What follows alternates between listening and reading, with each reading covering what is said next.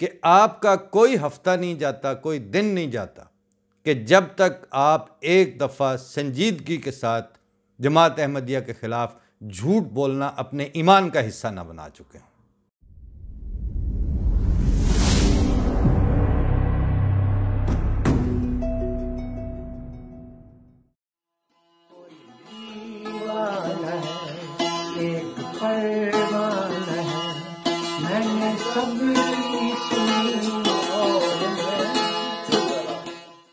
जैसा कि मैं पहले भी कई दफ़ा अर्ज़ कर चुका हूँ कि हमारे यहाँ जो दानिश्वर हैं और जो सच्चे और खरे लिखने वाले अपने दावे के मुताबिक हैं, उन्होंने झूठ को और झूठी प्रोपेगेंडे को अपने प्रोफेशनलिज्म का हिस्सा बना लिया हुआ है और वो इतने वसूख, इतने एकेडमिक टोन में झूठ बोलते हैं कि उसके बाद इंसान परेशान हो जाता है कि यार अगर ये सच है, अगर ये पेशा वाराना सहाफ़त है तो दो नंबरी क्या होती होगी, फ़िक्री बदयांती किसको कहते हैं, इंटेलेक्चुअल डिसऑनेस्टी किस बला का नाम है।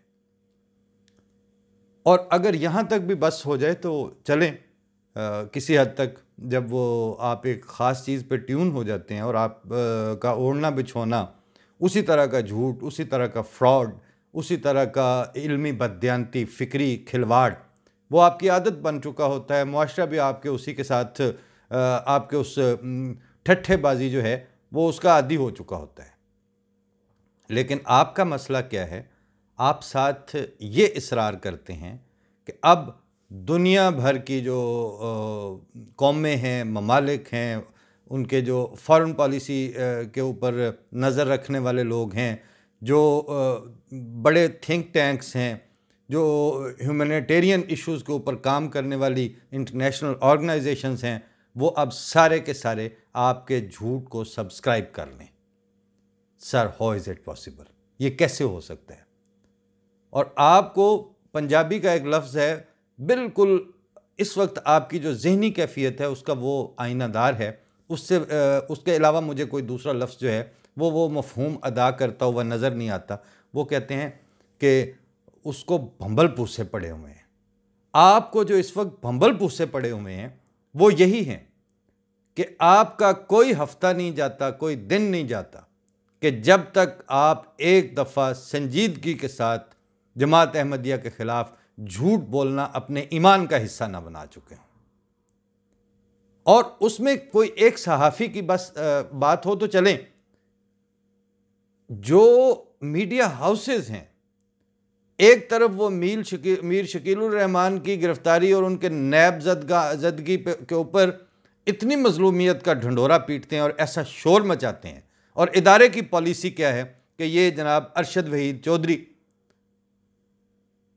जिनमें रुश्द वाली तो कोई बात, मैंने पूरी इनका आर्टिकल पढ़ा है, वो अरशद हैं। अरशद तो रुश्द की आगे सुपरलेटिव डिग्री है, आपने तो खाली रुश्द का सबूत भी नहीं दिया। लिख रहे हैं और ऑनलाइन एडिशन में है ये, पाकिस्तान के ख़िलाफ़ साजिश। जब ये उन्वान से देख लें ना आप कि एक बड़े मीडिया हाउसेस में से नंबर 1, नंबर 2 रैंकिंग में आने वाला इदारा वो ये कैप्शन लगवाता है, उसका राइटर मादर पिदर आज़ाद है, वो जो मर्ज़ी उसके मुंह में आए वो लिखे, उसको किसी सबूत की ज़रूरत नहीं है। उसके सामने इसी के अंदर बयानशुदा जो उसने बज़ो में ख़ुद हक़ाइक़ बयान किए हैं, वहाँ गली कूचों में उसके ख़िलाफ़ हो रहा है।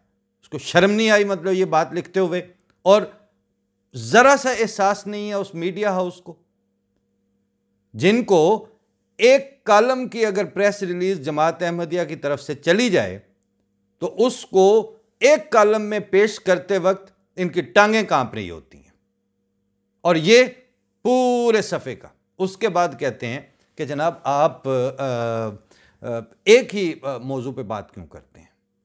खुदा के बंदो, आपके पहला तो मैंने पहले एक दिन अर्ज़ किया था कि आप में इतनी इंसानियत ही आ जाए कि आपने अगर दूसरी तरफ की हक़ाइक़ बयान करने की आपको हौसला नहीं है, आपके जिस्म में रीढ़ की हड्डी नहीं है, और आप पेशा वाराना सहाफ़त की जगह पे आप रेप्टाइल्स बन के इस वक्त जिंदा हैं मीडिया की जहान में, तो कम अज कम फिर आप अहमदियों का जिक्र करना बंद कर दें।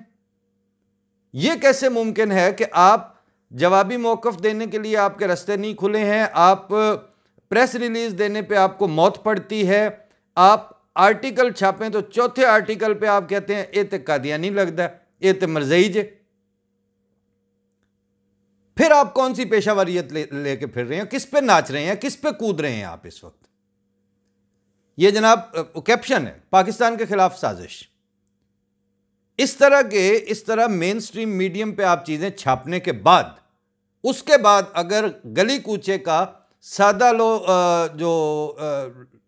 मैं अब लोंडा क्या लफ्ज़ इस्तेमाल करूं, वो जो अवामुन नास की सतह का आदमी है, उसने अगर अहमदियों के ऊपर गद्दार की तोहमत लगाई, गद्दार इस्लाम की तोहमत लगाई, जो हरकत आपके मौलवी ने की है पिछले 50 साल, वो आप मौलवी के साथ मिलकर वही हरकत आपने मीडिया के ऊपर की है।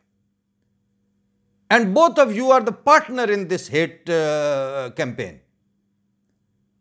मौलवी भी पार्टनर है, वो जानता है कि हम झूठ बोल रहे हैं और वो बोलता चला गया है। सहाफ़ी को भी पता है कि मैं झूठ बोल रहा हूं और मैं सच नहीं लिख रहा, मगर वो छाप रहा है।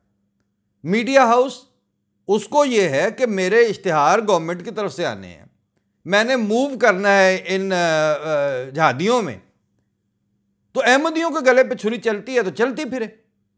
तो अब देख लें कि अब अगर कुदरत ने आपके सारे रास्ते बंद करने शुरू कर दिए हैं और अब आप कहते हैं जी हमारी आवाज़ नहीं निकलती, हमारा मीडिया फलां हो गया है। इस वक्त कहाँ हैं वो जो इस वक्त बात करते हैं, क्या नाम है, कि जी वो सहाफ़ियों के गले घूंटे जा रहे हैं, सहाफ़ी उठाए जा रहे हैं। इस पे कौन बोला है? मुझे मतलब मैं इस वक्त अदनान रहमत को भी मुखातिब हूँ, मैं मतीउल्लाह जान को भी मुखातिब हूँ, रऊफ़ कुलासरा भी मेरा मुखातिब है, जो एक एक सहाफ़ी के ऊपर बात करते हैं। आपने एक सहाफ़ी उठाने पे आपको ऐसे लगता है कि जैसे अजाब आ गया पूरे पाकिस्तान पर। तो ये जो 40 लाख या आपके बकौल 10 लाख भी अगर हों, या मतलब लाखों मिलियंस ऑफ मिलियंस इंसान हैं उसी जगह के रहने वाले, उस मुल्क को बनाने वाले, उनके ऊपर ये इस तरह की वाहियात खिलाफ वाक़या बकवास हो रही है, कोई नहीं बोल सका उस पर। फिर मेरी टोन पे आप बात करते हैं। कालम ज़रा देखिए, ज़रा मैं पेश करता जाऊं इनकी खराफात पहले, ताकि आप देखें कि 5 सितंबर 2020 आज ही के दिन क्या चीज़ छप रही है पाकिस्तान में। इस कालम में कहते हैं इस इंतहाई हसास मसले की तरफ तवज्जो दिलाना मकसूद है, जिसका फौरी नोटिस लेते हुए कार्रवाई ना की गई तो पाकिस्तान को आलमी सतह पर सख्त मुश्किलात का सामना करना पड़ सकता है। मामला कुछ यूँ है कि बरतानिया की पार्लियामेंट के दोनों ईवानों के तकरीबन 40 अरकान पर मुश्तमिल all parties parliamentary group for the Ahmadiyya Muslim community ने 20 जुलाई 2020 को पाकिस्तान के खिलाफ संगीन इल्ज़ामात पर मबनी इंतहाई ख़तरनाक रिपोर्ट जारी की है, जिसमें दावा किया, ये याद रखें, ये कह रहे हैं संगीन इल्ज़ामात, जो वाक़या हो चुका है उसको इल्ज़ाम करार दे रहे हैं, जिसमें दावा किया गया है कि पाकिस्तान में कादियानियों के खिलाफ जुल्म सितम, जबर और बैनुल अक़वामी इंतहा पसंदी में इजाफा रियासत की सरपरस्ती में हो रहा है। जिस दिन अक़वाम मुत्तहिदा के जनरल सेक्रेटरी को आपने पाकिस्तान में दावत दी हुई थी कॉरिडोर, वो जो करतारपुर की राहदारी के इफ्तिताह के मौके पर, जिसमें वज़ीर आज़म भी प्राइड ले रहा था और आप भी, आपका वज़ीर ख़ारजा भी प्राइड ले रहा था, बसें चला रहे थे आप उस वक्त कि जी हम देखें क्या कर रहे हैं। एन उसी वक्त अभी आप जनरल सेक्रेटरी अक़वाम मुत्तहिदा के पाकिस्तान में उस तकरीब में मौजूद थे, तो सिर्फ 125 किलोमीटर के फासले पर कसूर में आपने 125 साल पुरानी मस्जिद बिल जबर कब्जा करवाई, सरकारी सरपरस्ती में करवाई, डीसी मौजूद थे, डीएसपीज मौजूद थे, और स्टेट की सरपरस्ती में जुल्म सितम करने के माने क्या होते हैं। उस वक्त मैंने ये लिखा था इदारी आईना अबसार में कि ये आपने अपना ये जो अक़वाम मुत्तहिदा का जनरल सेक्रेटरी है उसको बेवकूफ़ बनाने की कोशिश की है, या आपको इतनी सी भी डिप्लोमेसी नहीं आती कि जिस दिन एक इंतहाई आला दर्जे के आपने इंटरनेशनल डिप्लोमेट को पाकिस्तान में बुलाया हुआ है और आप अपनी ढोल पीट रहे हैं रवादारी का और अक़लियतों के हुकूक़ का और पिसे हुए तबकों के साथ स्टेट के खड़े होने का, उसी दिन आप 125 किलोमीटर के फासले पर करवा रहे हैं। और मैंने उस दिन ख़त लिखना था बाकायदा। I talk to Najma Siddiqui कि ये देखें मैं ये लिखना चाहता हूँ। शी सेड लिखें। लेकिन यकीन करें कि बाद में ये ख्याल आता है कि नहीं, इन्होंने इन हरकतों को आज तो नहीं शुरू किया, ये तो अरसा दराज से कर रहे हैं। लेकिन उस दिन अगर ये लिख के पूछा जाता अक़वाम मुत्तहिदा के सेक्रेटरी जनरल से, उसके दफ्तर को ही ख़त लिख दिया जाता और उसमें ये बात पूछी जाती कि सर जिस दिन आप ये इफ्तिताह कर रहे थे और आपके साथ सारी टॉप ब्रास और हाईएस्ट हायरार्की पाकिस्तान के स्टेट मशीनरी की जो है वो ये दावे कर रही थी, तो क्या आपके दफ्तर के इल्म में है कि 125 किलोमीटर दूर जबरी तौर पर स्टेट की सरपरस्ती में, स्टेट के अफसरान और इदारों की सरपरस्ती में उस दिन 125 साल पुरानी मस्जिद जो है उस पर कब्जा करके छीन के दिया गया था? लेकिन यह सवाल नहीं उठाया गया। किस लिए नहीं उठाया गया? कि आपके करतूत तो वैसे ही हमें पता है। अब उन्होंने जो लिखा उसमें जो रिपोर्ट है उसका उन्वान है suffocation of the faithful, the persecution of Ahmadi Muslims in Pakistan and the rise of international extremism. इसमें क्या झूठ है? क्या नहीं हो रहा वहां पर? प्रोविंशियल असेंबलियां भी इसी काम में मसरूफ है, नेशनल असेंबली भी इसी काम में मसरूफ है। मीडिया के ऊपर वो तकरीर आ रही हैं जिसमें नाच नाच के और कूद कूद के आपके मेंबर असेंबली जो हैं वो एक वहीं के रहने वाले इंसानों के ऊपर और उनके बानी जमात के ऊपर, बानी मजहब के ऊपर इस तरह की बदजुबानी कर रहे हैं और असेंबली के फ्लोर पर कर रहे हैं। ना आपके वजीर आला को जुर्रत है, ना आपके स्पीकर को जुर्रत है, ना आपके प्राइम मिनिस्टर को ये इतनी तौफीक है कि वो इसका नोटिस ले सके। और मीडिया में तो ये चीज़ें आ रही हैं। रोज़ाना की बुनियाद पर आप कत्ले आम की तरफ लेके जा रहे हैं पाकिस्तान को, और ख़ास तौर पर आप उसकी इब्तिदा अहमदियों से करना चाहते हैं। और जब दुनिया के इंटरनेशनल फोरम्स उसका नोटिस लेते हैं, उसके ऊपर बात करते हैं, आप कहते हैं ये पाकिस्तान के खिलाफ साजिश हो रही है। पाकिस्तान अपना तर्ज अमल अगर वही रखेगा तो आपका क्या ख्याल है कि जिनके आप गले घोंट रहे हैं उनके आने नहीं निकलेंगे? वो आने निकलेंगे तो आप कहेंगे ये हमें आंखें निकालते हैं। मैंने 15-20 हफ्ते पहले के प्रोग्राम में आप लोगों को, और आप ये इस तरह के जो टाइकून्स बने फिरते हैं अपने ख्याल में, उनको मुखातिब करके वाज़े लफ्ज़ों में ये कहा था कि अब जमात अहमदिया के पीछे स्पेस नहीं है। वो किधर जाए? अब बैकफुट पे जाने की भी कोई हद होती है। 65 की जंग में आपको पूरे के पूरे सारे मुहाजों पे अहमदियों के पास थे। वो जंग आप जीत रहे हैं और आप पाकिस्तान को, अफवाज पाकिस्तान में पाकिस्तान का अहमदियों को आप गद्दार कहते हैं। आपको इसराइल में 600 भर्ती हुए नजर आ रहे होते हैं झूठ के बुनियाद पर, और आपको पाकिस्तान के मुहाजों की कमान नजर नहीं आती। टैंकों के नीचे जो लेटने वाली वार स्ट्रेटेजी आपको पढ़ाई जा रही है वो अहमदी जर्नैल की थी। जनरल अख्तर मलिक और अब्दुल अली मलिक का आपको वार स्ट्रेटेजी पढ़ाई जाती है। ये चीज़ें लिखते वक्त आपके पाँव के नीचे से ज़मीन निकल जाती है।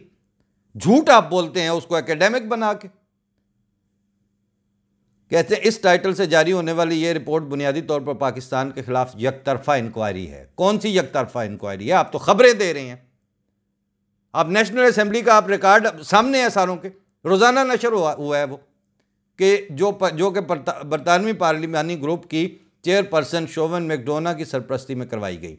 इस रिपोर्ट को इंक्वायरी का नाम दिया गया, लेकिन इसमें पाकिस्तानी हाई कमीशन लंदन या पाकिस्तानी वजारत खारजा से रब्ता करने और उनका मौक़िफ़ लिए बगैर संगीन इल्ज़ामात पर मबनी 167 सफ़हात पर मुश्तमिल ये दस्तावेज़ यकतरफा तौर पर जारी कर दी गई।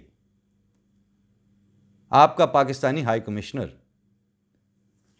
आपके स्टेट के दाखिली तौर पर बोले हुए झूठ के खिलाफ कहां से बयान देगा?